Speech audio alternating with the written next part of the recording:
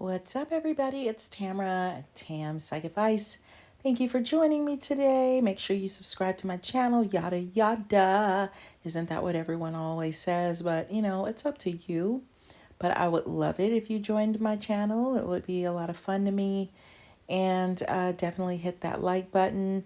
Today I'm going to do an ENFJ life, which is where I try to talk about something a little bit more personal.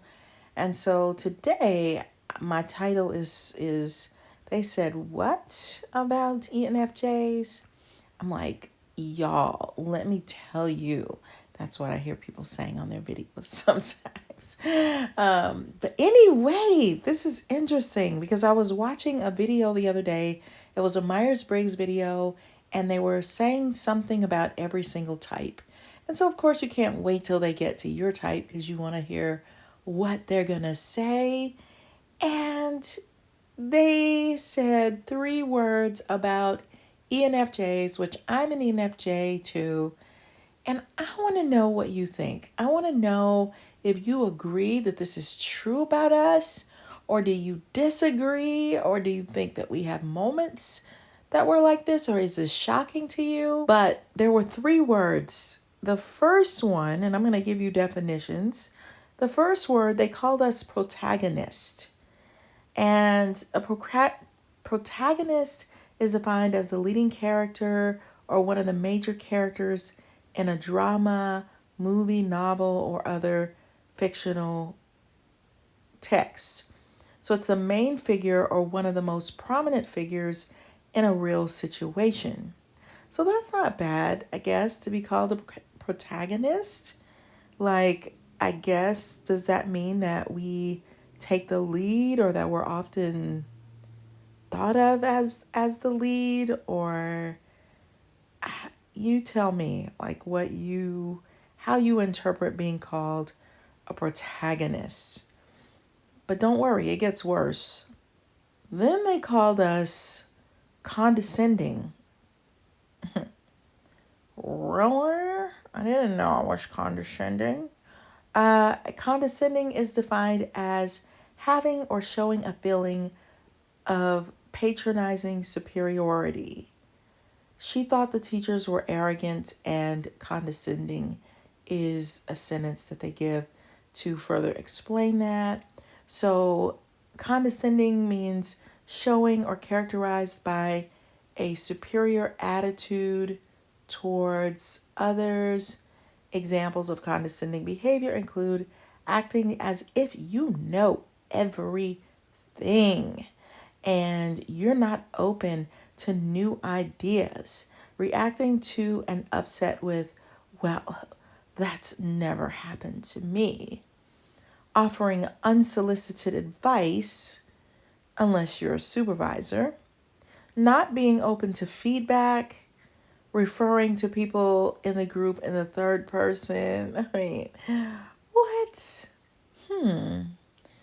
Of all things that I've thought of ENFJs as being, one of the words that never came to mind was condescending, but you guys tell me. I mean, maybe there are other people watching the video that are not ENFJs and you think that we are condescending. And if you are, please explain why. I mean, I really want to know, like, is this something that I need to work on in myself? But yeah, I was a little bit shocked. I've never thought of myself as being condescending, but that definitely makes me want to make sure that I don't behave in that manner. Like I'm a, I mean, there are moments. It depends on who I'm talking to. I'm sure where I do feel like I know something and I will defend my point. Unsolicited advice. I've definitely had people to offer me unsolicited advice where I'm like, okay, thank you. You go make a YouTube channel and see how easy it is. It's quite difficult. Yeah, so I probably do offer unsolicited advice all the time, but it's usually from a perspective of trying to help, or someone has, well, I guess not necessarily unsolicited, because most people would have to let me know, hey, I'm struggling with something. Can you help me? But I don't know. What do you guys think? Do you think ENFJs are condescending? And if you're an ENFJ, be honest. Do you feel like you fall into that category? And the third word they used for ENFJs was, drumroll please, patronizing. They said we're patronizing. Wait, what? I thought I was sugar and spice and everything nice, you know? But apparently there's a channel out there that, hey, maybe somebody broke their heart who was an ENFJ. Now, me saying that, is that condescending? I mean, I'm joking, but I don't know. So patronizing is defined as apparently kind or helpful, but betraying a feeling of superiority. We both occasionally experienced patronizing attitudes from staff. Patronizing to treat haughtily or coolly, to be a frequent or regular. Well, that's talking about something else.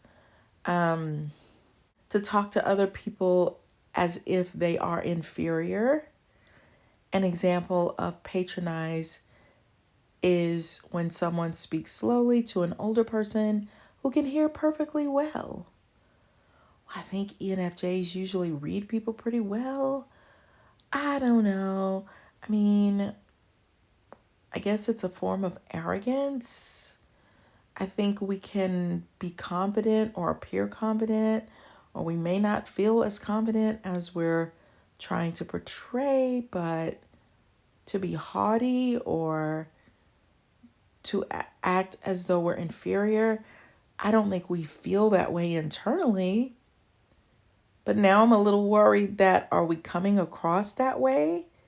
Because if we are, how do we adjust that? I definitely do not want to be patronizing to anyone. The only time I could see if I was that way is if I felt like somebody was maybe picking on me a lot. Maybe I would combat that with being a little patronizing to but as a general rule, no. But let me know what you think about these three words. Do you think they fit us? I'm really curious to hear what people have to say, and I'm open to feedback, even if it hurts a little bit. All right, you guys, definitely check out my book, Flip the Script on Love. Definitely not trying to be patronizing, but I think you would actually enjoy it, especially if you're struggling with love or want to improve in your relationships. I think my book will help you. It's by Tamara Hunter Zyon on Amazon. Until next time, bye.